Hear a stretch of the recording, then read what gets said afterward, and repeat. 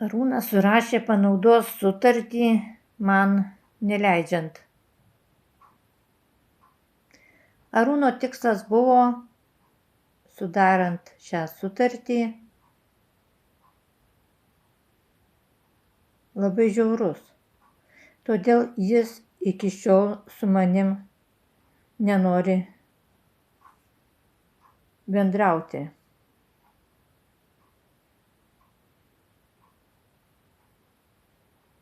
tą tikslą vykdo iki šiol.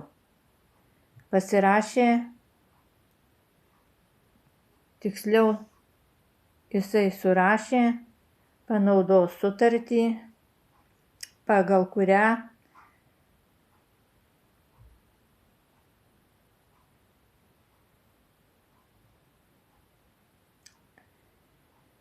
mama negauna už nuomą 8,4 hektarų nei vieno euro.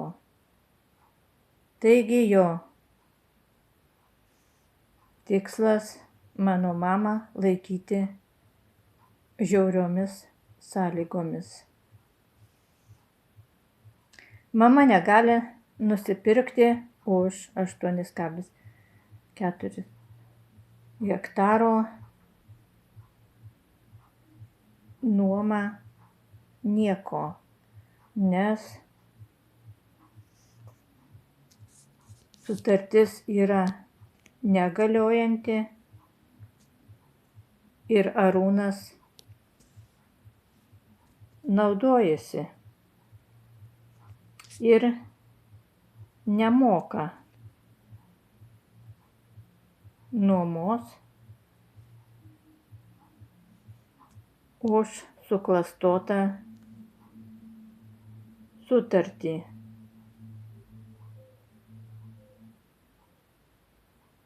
Mama per metus netenka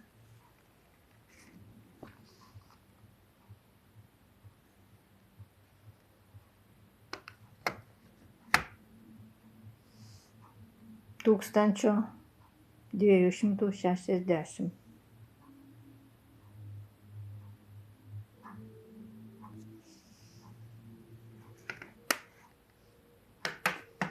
O už 4 metus neteko 5,000 eurų.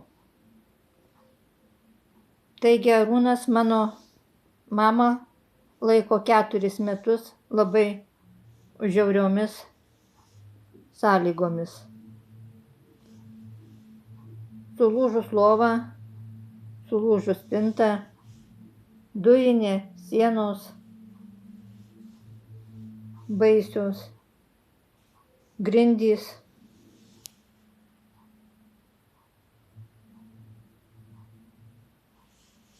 Todėl, kad iš mamos kiekvienais metais neteisėtų būdu Arūnas apgaulės būdu pasisavina po 1260 eurų. Taigi toks elgesys, žiaurus elgesys su žmogumi. Kankinti žmogaus negalima, o tu Arūnai žiauriai kankini mamą.